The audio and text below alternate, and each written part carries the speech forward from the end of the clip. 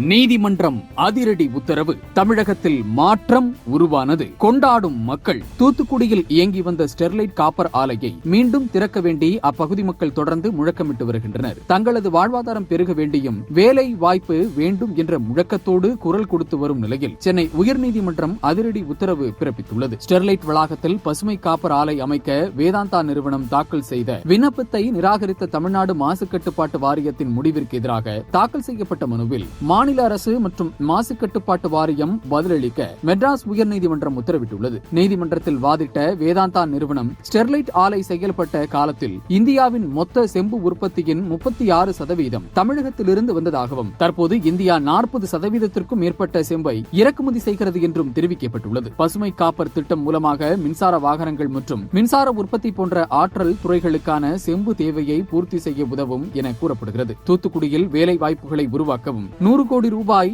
CSR நிதி மூலம் மக்களின் வளர்ச்சியை மேம்படுத்தவும் இந்த திட்டம் உதவும் என நிறுவனம் தெரிவித்துள்ளது. மக்களின் ஸ்டெர்லைட் ஆலை வேண்டும் என்ற கோரிக்கையுடன் செயல்பட்டு வருகின்றனர். நீதிமன்றத்தின் உத்தரவால் விரைவில் தூத்துக்குடி மாவட்டத்தில் ஸ்டெர்லைட் ஆலை திறக்கும் சூழல் உருவாகியுள்ளது.